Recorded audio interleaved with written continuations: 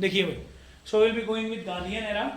तो आज हम लोग बात करने वाले हैं आंदोलन के तीसरे चरण के बारे में, ठीक है भाई। और आंदोलन का जो तीसरा चरण है इसी को कहा जाता है गांधीवादी आंदोलन। गांधीवादी आंदोलन की अगर हम बात करेंगे तो कुल मिलाकर के आप जानते हैं 1885 में कांग्रेस का गठन हुआ था।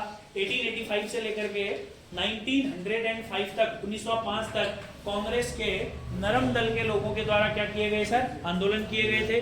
फिर हमने देखा था कि सर 1905 से लेकर के बाकी अगर हम बात करेंगे टोटल 1919 तक गरम दल के लोगों के नेतृत्व में आंदोलन हुए। और अगर हम बात करेंगे 1919 से लेकर के आजादी तक 1947 तक गांधी जी के नेतृत्व में आंदोलन हुए। आज हम लोग सामान्य परिचय गांधी जी के बारे में कुछ बहुत बात करेंगे। गांधी जी से बहुत अच्छे क्वेश्चन बनते हैं और बहुत अच्छे तरीके से सुनिएगा, ठीक है ना। तो गांधीयन एरा, कौन सा एरा बात कर रहे हैं हम लोग, गांधीयन एरा। अब सुनिएगा भाई अच्छे तरीके से गांधीयन एरा के बारे में। आज गांधी जी के बारे में हर एक चीज बता देते हैं आप लोगों को। तो हम जानते हैं जो गांधीयन एरा है वह हमारा 1919 से लेकर के 1947 तक चलता है। 1919 से लेकर के 1947 तक चलता है। सबसे पहले हम एक जनरल इंट्रोडक्शन पढ़ेंगे गांधी जी के बारे में। किसके बारे में पढ़ेंगे, गांधी जी के बारे में। सबसे पहली बात आप जानते हैं गांधी जी के उपनाम बापू और राष्ट्रपिता। गांधी जी को हम लोग प्यार से बापू और इन्हीं को राष्ट्रपिता की संज्ञा दी जाती है। अगर आपसे कभी पूछा जाएगा तो आप लोगों को याद रखना है गांधी जी को, या बहुत अच्छा पॉइंट मैं आप लोगों को बता रहा हूँ, गांधी जी को गांधी बनने की प्रेरणा, ध्यान से समझिएगा, गांधी जी को गांधी बनने की प्रेरणा तो आप लोगों को याद रखना है हेनरी डेविड थारो। हेनरी डेविड थारो नाम के एक व्यक्ति हैं। इनकी एक किताब है सिविल डिसोबीडियंस। मेरी बात को बहुत ध्यान समझना। गांधी जी को इतनी सारी, देखो आपको मैं बताता हूं, जो गांधी जी थे, गांधी जी का जन्म 1869 में हुआ। 1869 के बाद 13 वर्ष की उम्र में उनका विवाह हो गया था। उसके बाद 1892 से 1892 के दशक में उन्होंने पूरा का पूरा वकालत, या लोग ऐसा बोल सकते हैं, हाँ वकालत सीखी। उसके बाद दादा अब्दुल्ला के पूरा एक लेआउट समझ लो गांधी जी के जीवन का है। 1869 पोरबंदर में उनका जन्म हुआ था। उनके जो पिताजी थे वो वहां के दीवान हुआ करते थे। पोरबंदर के उनके पिताजी क्या हुआ करते थे, दीवान हुआ करते थे, ठीक हो गया ना। और नाम दीवान नहीं था उनके पिताजी का, दीवान थे वहां जोशी। दीवान देख के उसकी तरफ हंस रहा है गधा, तो उसके पिताजी पोरबंदर के दीवान थे। और सुनिए, उसके बाद उन्होंने 13 वर्ष की उम्र में जब उनका विवाह हुआ तो उसके बाद उन्होंने पूरी की पूरी बैरिस्टरी की पढ़ाई करी, बंबई से वकालत करी। और उसके बाद दादा अब्दुल्ला के बुलाने पर वह दक्षिण अफ्रीका चले गए। 1894 के समथिंग दक्षिण अफ्रीका में दादा अब्दुल्ला एक इंडियन बिजनेसमैन थे, तो उन्होंने अपने अकाउंट्स संभालने के लिए महात्मा गांधी जी को दक्षिण अफ्रीका बुलाया। मगर दक्षिण अफ्रीका जाते समय उनके साथ बहुत सारी घटनाएं हुई, रंग भेद की घटनाएं हुई और भी कई सारी घटनाएं हुई। तो जब गांधी जी 1894 से लेकर के 1905 तक, सॉरी 1915 तक जब वह साउथ अफ्रीका में थे, तो साउथ अफ्रीका में उनके आंदोलन के चरणों को हम 2 चरणों में पढ़ेंगे कि गांधी जी द्वारा दक्षिण अफ्रीका में कौन कौन से आंदोलन करे गए, है ना। चाहे वह एशियाटिक सोसाइटी रजिस्ट्रेशन बिल के लिए हो, चाहे वहां पर वो फोनिक्स आश्रम की स्थापना हो, चाहे वहां पर वो नटाल कांग्रेस की स्थापना हो। तो हम पहले गांधी जी को थोड़ा बहुत साउथ अफ्रीका में पढ़ेंगे। फिर ऐसा कहा जाता है 1915 में गोपाल कृष्ण गोखले के बुलाने पर, जो उनके राजनीतिक गुरु माने जाते हैं, और आप जानते हैं गोपाल कृष्ण गोखले के गुरु कौन थे, एमजी रानाडे। मैंने आपको पढ़ाया है, ये इंपॉर्टेंट है। गांधी जी के गुरु आपके पेपर में आएंगे, समझ में आ रहा है ना। गांधी जी के जो गुरु थे वो थे गोपाल कृष्ण गोखले। सिमिलरली हमारे पास गांधी जी के साथ साथ एक और व्यक्ति, कौन, मोहम्मद अली जिन्ना। मोहम्मद अली जिन्ना के भी राजनीतिक गुरु गोपाल कृष्ण गोखले थे। और गोपाल कृष्ण गोखले के गुरु एमजी रानाडे, महादेव गोविंद रानाडे। अब सुनिएगा आगे की कहानी। 1915 में जब गांधी जी भारत वापस लौट कर आए तो महात्मा गांधी जी सबसे पहले अपने गुजरात गए। गुजरात में उन्होंने एक किराए पर मकान लिया। उसके बाद साबरमती आश्रम की स्थापना करी और उसके बाद उन्होंने 1-2 वर्षों तक संपूर्ण भारत का भ्रमण किया। और संपूर्ण भारत के अंतर्गत उन्होंने भारत की राजनीतिक स्थिति को जांचा। और आप जानते हैं 1915 में जब वह आए थे तो यहाँ पर वो विश्व युद्ध प्रथम चल रहा था, वर्ल्ड वॉर फर्स्ट चल रहा था। वर्ल्ड वॉर फर्स्ट के समय में ऐसा कहा जाता है गांधी जी की जो प्रारंभिक विचारधारा थी, गांधी जी ने अपनी प्रारंभिक विचारधारा में यह सोचा था कि अगर प्रथम विश्व युद्ध में ब्रिटेन विजयी रहा, अगर फर्स्ट वर्ल्ड वॉर में ब्रिटेन जीत गया, तो हो सकता है अंग्रेज भारत को छोड़कर चले जाएं। तो महात्मा गांधी ने फर्स्ट वर्ल्ड वॉर में अंग्रेजों के लिए भारतीय सैनिकों की भर्ती भी करी। और उस समय में कई लोगों के द्वारा महात्मा गांधी जी को भर्ती कराने वाला एक एजेंट भी कहा। बाद में अंग्रेजी सरकार द्वारा महात्मा गांधी जी के इस कार्य से खुश होकर के महात्मा गांधी जी को केसरे हिंद की उपाधि दी गई। बाद में हालांकि जलियांवाला बाग हत्याकांड और भी कई सारे आंदोलनों के दौरान महात्मा गांधी जी द्वारा ब्रिटिश सरकार की दी गई उपाधि केसरी हिंद को वापस लौटा दिया गया। क्लियर हो गया ना। फिर महात्मा गांधी जी ने भारत के अंतर्गत 3 एक्सपेरिमेंट करे। समझ में आ रहा है मैंने क्या बोला?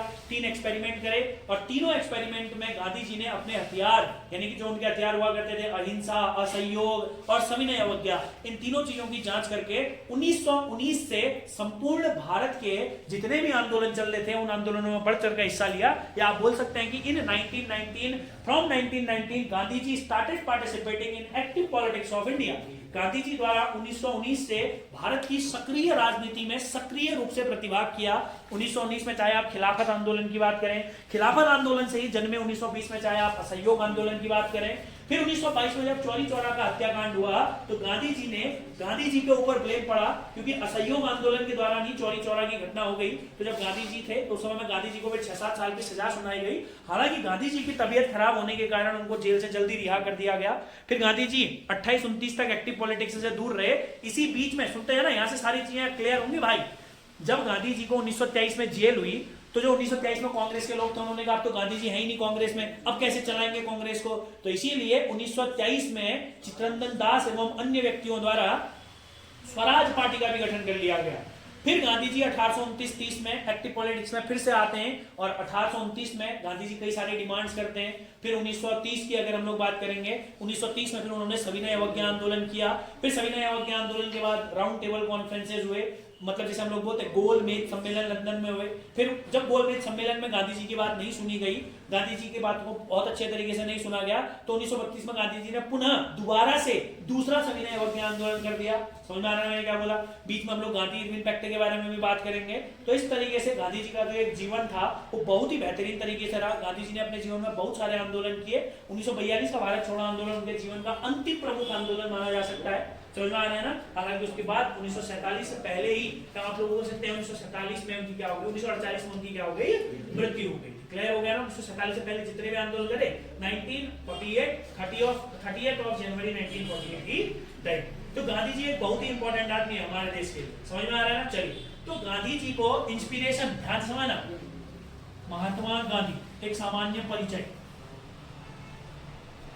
महात्मा गांधी एक सामान्य परिचय। समझ में आ रहा है। General introduction of Mahatma Gandhi. Mahatma Gandhi की अगर हम बात करेंगे तो महात्मा गांधी का जो जन्म हुआ था 2 अक्टूबर 1869।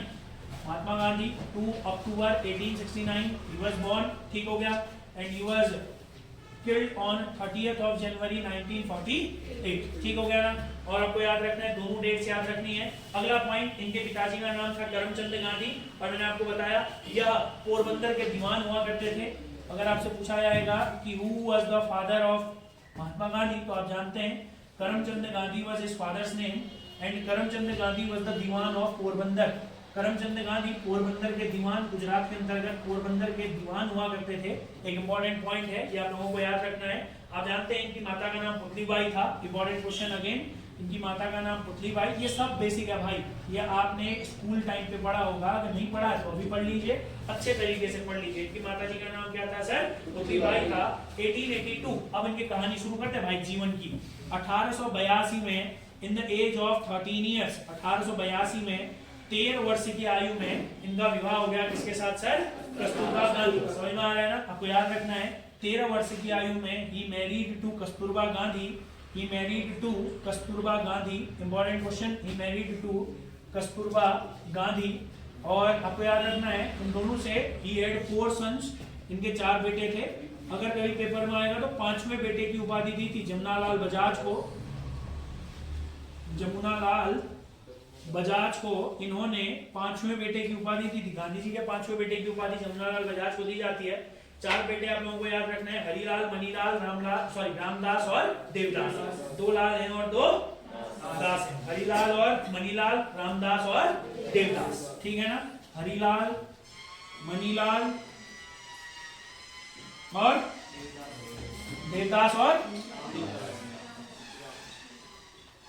रामदास, ठीक है। 5वें बेटे की उपाधि मैंने पहले से लिख दिया है। 5वें बेटे की उपाधि किसको दी गई थी सर? जमुनालाल बजाज को दी गई थी। अब ध्यान से समझना, 1889 से लेकर के 1891 इन्होंने इंग्लैंड से बैरिस्टरी करी। याद रखना है आप लोगों को, याद रखेंगे 1889 से लेकर के 1891 इन्होंने इंग्लैंड जाकर के अपनी बैरिस्टरी की पढ़ाई पूरी करी।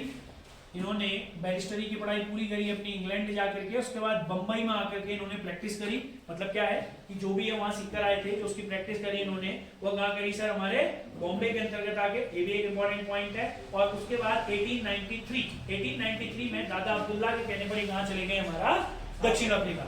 इसको याद रखना है। बैरिस्टरी करी इंग्लैंड में, फिर 1891 से लेकर के 93 तक इन्होंने बॉम्बे में वकालत करी। वकालत कहाँ करी सर? इन्होंने बॉम्बे के अंतर्गत वकालत अपनी प्रैक्टिस करी। 1893 ये पेपर में आएगा भाई, गांधी जी दक्षिण अफ्रीका कब गए? तो याद रखना 1893 on the call from Dada Abdullah he went to South Africa. या कहां गए? फिर बाद में दक्षिण अफ्रीका चले गए। ठीक हो गया ना? और आपको याद रखना है यह एक इंडियन मुस्लिम थे जो वहां एक बिजनेसमैन थे। चलिए आगे की ओर बात करते हैं। अब जैसे ही यार साउथ अफ्रीका पहुंचे तो थोड़ा सा साउथ अफ्रीका के बारे में बात कर लेते हैं कि जीवन से रिलेटेड जो भी घटनाएं वहां हुई थी। ऐसा कहा जाता है डरबन आप सभी लोग जानते हैं। डरबन के अंतर्गत एक और छोटी सी जगह प्रिटोरिया, ठीक है ना? और अगर कभी आपसे डायरेक्ट जगह पूछता है तो आप लोगों को याद रखना है मैरिट्सबर्ग। कौन सा जगह बोला मैंने आप लोगों को? मैरिट्सबर्ग। प्रिटोरिया या बोल सकते हैं डरबन। डरबन के अंतर्गत का एक शहर प्रिटोरिया। प्रिटोरिया के अंतर्गत मैरिट्सबर्ग नामक स्टेशन पर गांधी जी को भारत मतलब ट्रेन से कहां फेंक दिया? बाहर फेंक दिया। समझ आ रहा है? अब थोड़ा सा गांधी जी इन साउथ अफ्रीका, ठीक है ना? अब हम साउथ अफ्रीका के अंतर्गत गांधी जी के बारे में बात करते हैं। तो मैंने आपको क्या बताया? डरबन के अंतर्गत कौन सी जगह पर? वो प्रिटोरिया नामक स्थान पर। कौन से नामक स्थान पर? प्रिटोरिया नामक स्थान पर। डरबन के अंतर्गत, साउथ अफ्रीका के अंतर्गत, डरबन के अंतर्गत, प्रिटोरिया के अंतर्गत मैरिट्सबर्ग नामक स्टेशन पर। कौन से स्टेशन पर? मैरिट्सबर्ग नामक स्टेशन पर Gandhi was thrown out of train. Maritzburg नामक स्टेशन पर इनको ट्रेन या आप लोग बोल सकते हैं इनको ट्रेन से बाहर फेंक दिया गया। और बाहर फेंकने के पीछे कारण तो जानते ही हो ना, है रंग भेद। समझ में आ रहा है? अश्वेत रंग भेद जो आप बोलना चाहें। ठीक हो गया? तो अंग्रेजों के द्वारा इनको भी वहां ट्रेन से क्या फेंक दिया गया? बाहर। अब इन्होंने वहां ना बहुत सारे काम किए दक्षिण अफ्रीका के अंतर्गत। जैसे 2-3 इंपॉर्टेंट काम है। 1894 ये पेपर में बहुत आता है। 1894 में इन्होंने वहां कहां पर को हमारे अफ्रीका के अंतर्गत नटाल कांग्रेस की स्थापना करी। किसकी स्थापना करी? Natal Congress. ठीक हो गया ना? उसके बाद 1906 में एशियाटिक रजिस्ट्रेशन एक्ट। बोलो कौन सा registration act? Asiatic registration act. 1906 में वहां वो लोग क्या कहते थे ना, चलो सुन लो। ये बस मैं छोटा छोटा सा बता दे रहा हूं। 1894 हाँ 1894 he established Natal Congress. He established the Natal Congress in South Africa. 1906 revolt against Asiatic Registration Act. वहां पर वो क्या था ना, देखो जो बाहर से मिली है तो ऐसा याद रखो, जो बाहर से गए हुए लोग होते थे उन लोगों को अपना जो पंजीकरण संख्या थी वो हर बार अपने पास रखनी होती थी, किसी भी समय चेक कर लेते थे। समझ में आ रहा है ना? Asiatic registration act. तो कुछ बहुत और भी कड़े नियम कानून थे जिसका गांधी जी ने क्या किया? संपूर्ण रूप से विरोध किया। और बाद में हालांकि उनको इसमें सफलता भी मिल गई थी। 1906 में इन्होंने टॉलस्टॉय फार्म की भी स्थापना करी। किसकी भी स्थापना करी? Tolstoy farm. समझ में आ रहा है मैंने क्या बोला? अरे कौन सा फार्म बनाया? 1906 में ही टॉलस्टॉय फार्म। समझ में आ रहा है ना? हालांकि 1906 में स्थापित टॉलस्टॉय फार्म का नाम वर्तमान समय में क्या है? गांधी आश्रम। ठीक हो गया ना? टॉलस्टॉय आश्रम कब का है? 1906 में ही टॉलस्टॉय फार्म की स्थापना करी थी गांधी जी ने। वर्तमान समय में इसका नाम क्या है? गांधी आश्रम है। और बाकी तो बाद में तो 9 जनवरी 1915 को ही रिटर्न टू इंडिया। ये रिटर्न टू इंडिया, ये भारत आ गए थे। कब आ गए थे भारत में? 9 जनवरी 1900। इसीलिए 9 जनवरी को मनाते हैं एनआरआई डे। कौन सा डे मनाते हैं? एनआरआई डे, भारतीय प्रवासी दिवस, नॉन रेसिडेंट इंडियंस डे। कौन सा डे मनाते हैं? Non resident Indians day. आगे की ओर बात करते हैं। जैसे ही यह भारत आए तो अहमदाबाद के अंतर्गत बैरिस्टर जीवनलाल से मकान किराए पर लिया। किससे मकान किराए पर लिया?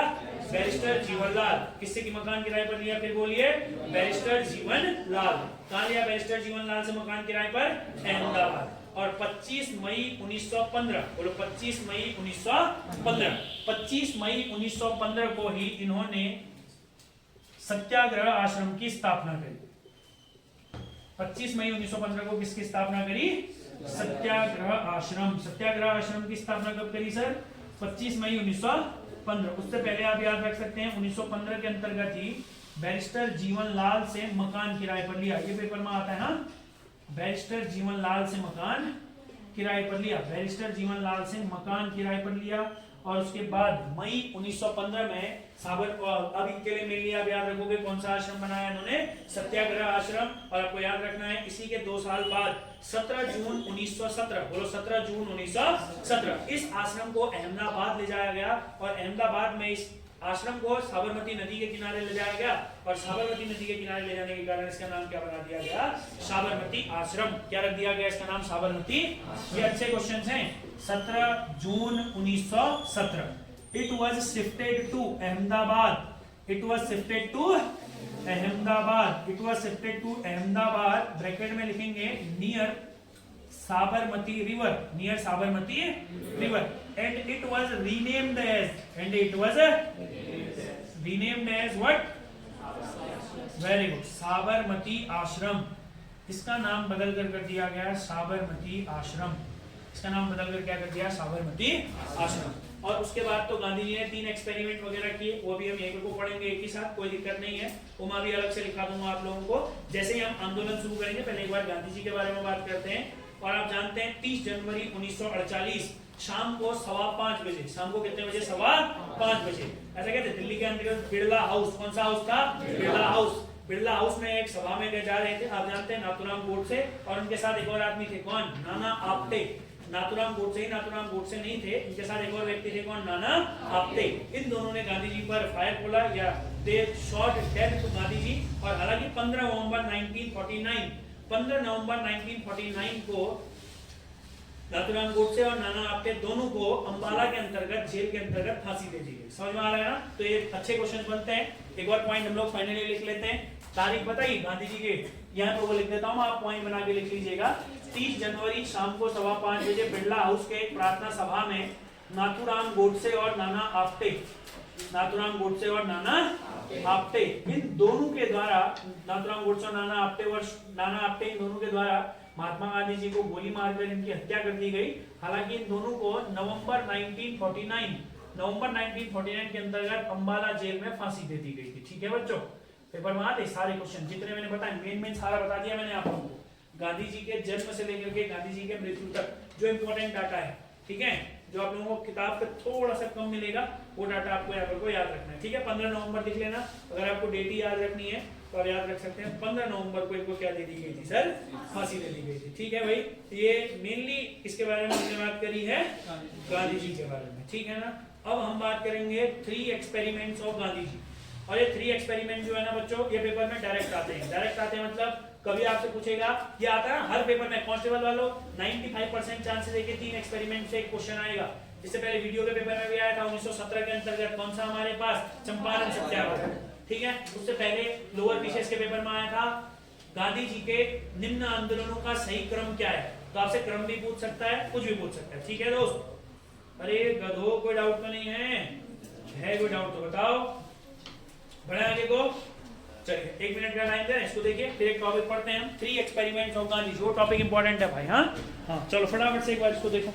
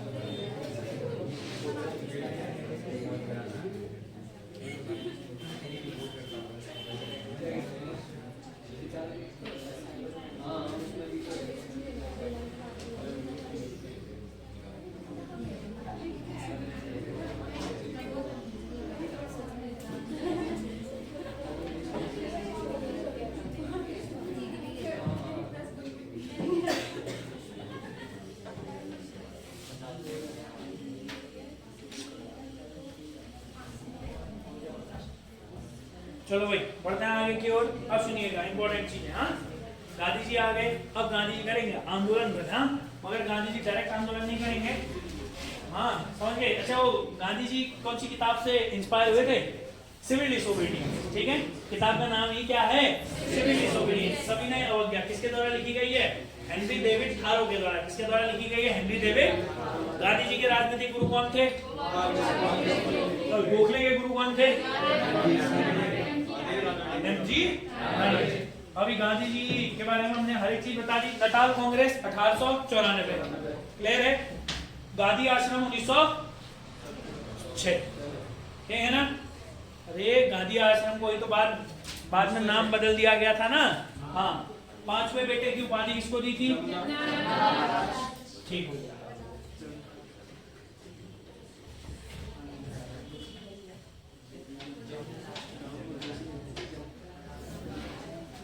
चलिए सुनिएगा, अब हम बात करते हैं गांधी जी के 3 प्रयोग। अरे गांधी जी के कितने प्रयोग?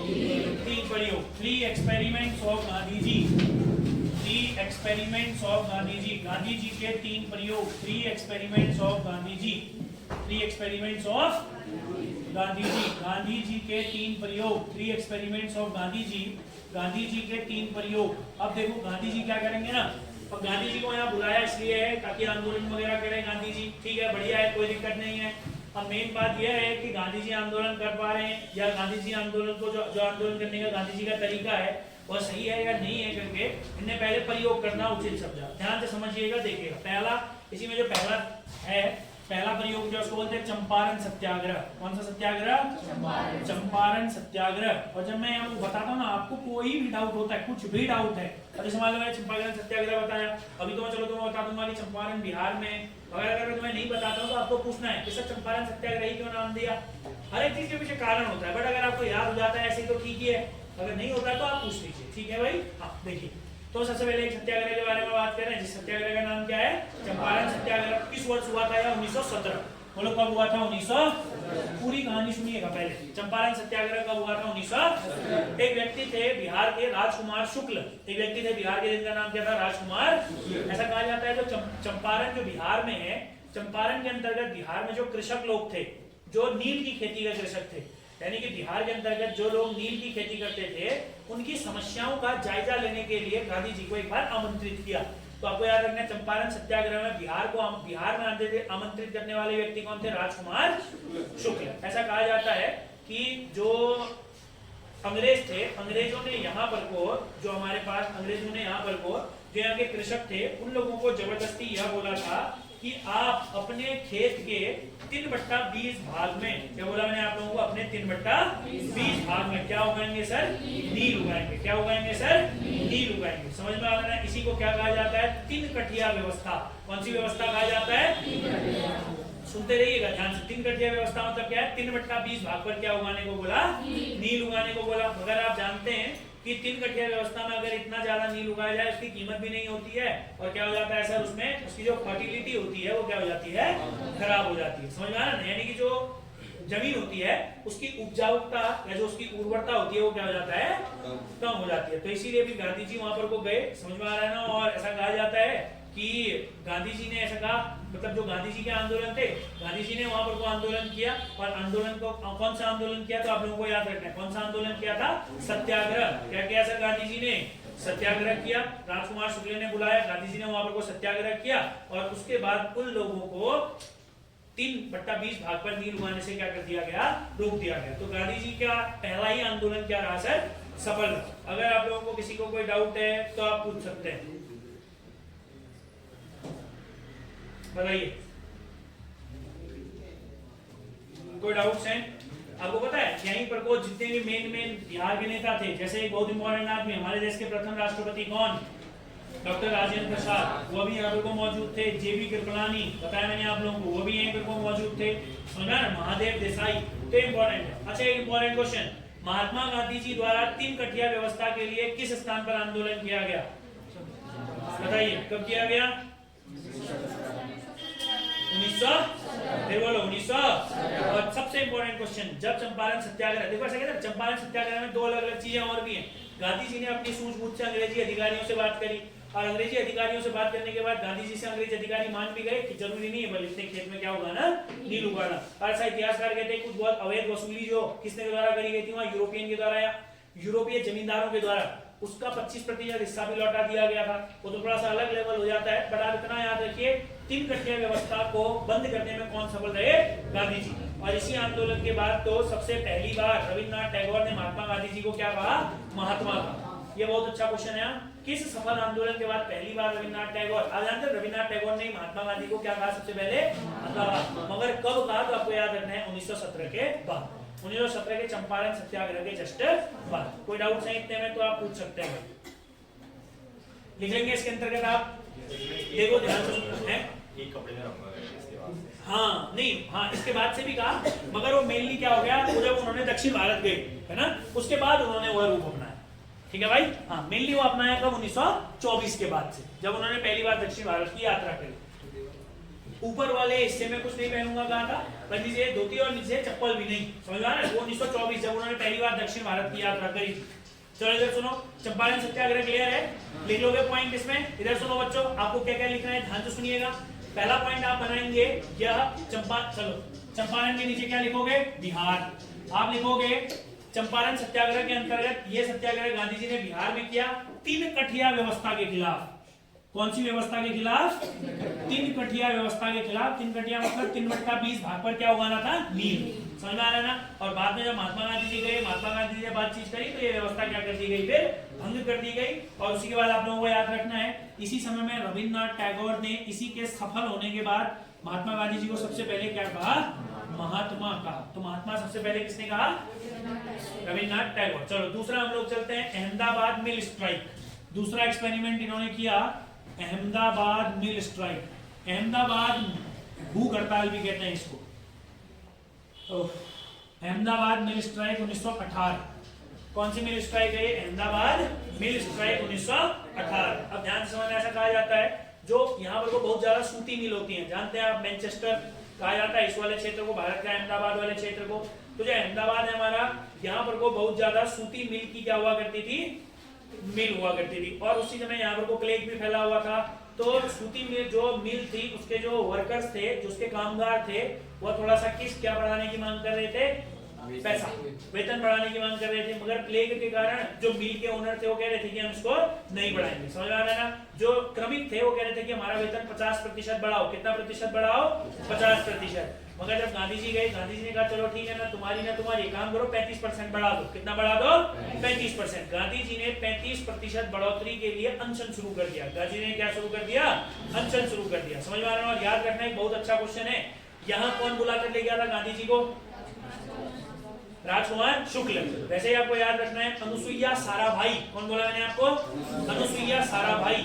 अनुसुईया साराभाई ने गांधी जी को कहाँ इनवाइट किया था, कहाँ किया था, अहमदाबाद। ठीक हो गया ना। तो आप लोगों को याद रखना है भाई, इंपॉर्टेंट, क्लियर हो गया ना। एक महिला थी अनुसुईया साराभाई।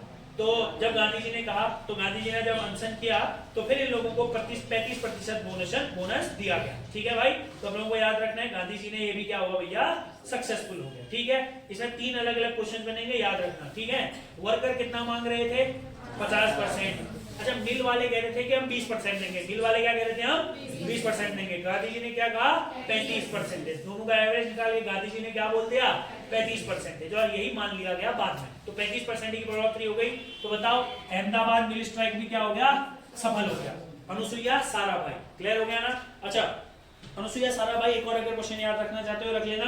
1891, बोलो कौन सा वर्ष बोला मैंने आपको, 1891। 1891 के अंतर्गत अहमदाबाद मिल ओनर्स एसोसिएशन, क्या बोला मैंने आपको, अहमदाबाद मिल ओनर्स एसोसिएशन की अध्यक्षा थी कौन, अनुसुईया साराभाई।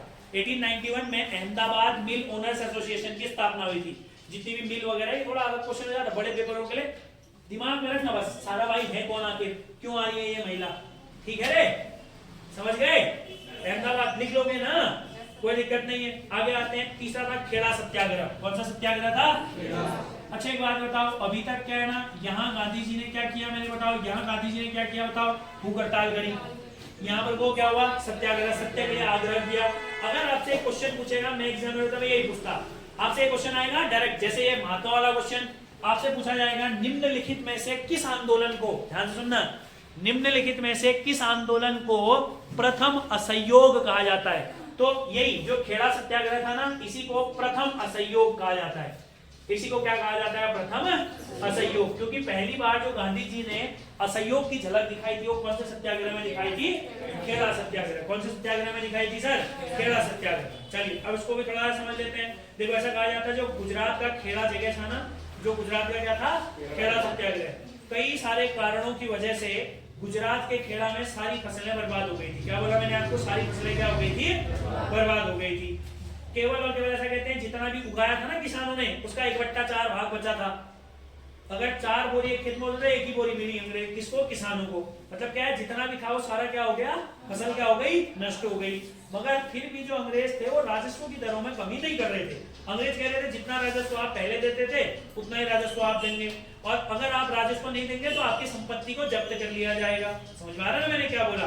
तो ऐसा कहा जाता है कि गांधी जी जब गए वहां पर वो, तो उन्होंने कहा कि नहीं भाई, हम तुम्हारा सहयोग नहीं करेंगे, ना ही हम तुम्हें अपनी संपत्ति देंगे, और ना ही आप हमसे क्या ले जाएंगे, इतना कर ले जाएंगे। समझ में आ रहा है ना। और आप लोगों को याद रखना है सर, ऐसा कहा जाता, बाद में 1 साल का मौका वगैरह दिया उनको कि 1 साल के अंतर्गत जमा कर देना वगैरह वगैरह। मगर गांधी जी गए तो यहाँ आंदोलन भी क्या हो गया, वहां पर वो सफल हो गया। समझ में आ रहा है क्या बोला मैंने आप लोगों को। अगर किसी को कोई डाउट है तो बता दीजिए। और यहाँ पर मुख्य रोल में कौन भी थे हमारे, सरदार वल्लभ भाई पटेल, वो कुछ अन्य नेता। क्या आप लोगों को गांधी जी के 3 एक्सपेरिमेंट समझ में आए। गांधी जी ने जो 3 एक्सपेरिमेंट किया ये यही करो ने। पहले कौन सा सत्याग्रह है, चंपारण, दूसरा अहमदाबाद, तीसरा खेड़ा। आप क्या इसको याद कर सकते हैं, कहां पर को क्या हुआ था। क्या आपको यह पता है कि कहां पर को कौन सी इंसिडेंट, कहां पर को कौन सी घटना हुई थी। सर कोई डाउट वगैरह तो नहीं है, अगर कोई भी डाउट है तो आप पूछ सकते हैं। समझ में आया अच्छे से हैं, अरे आया। चलो फिलहाल के लिए इस लेक्चर को इतना ही रखो।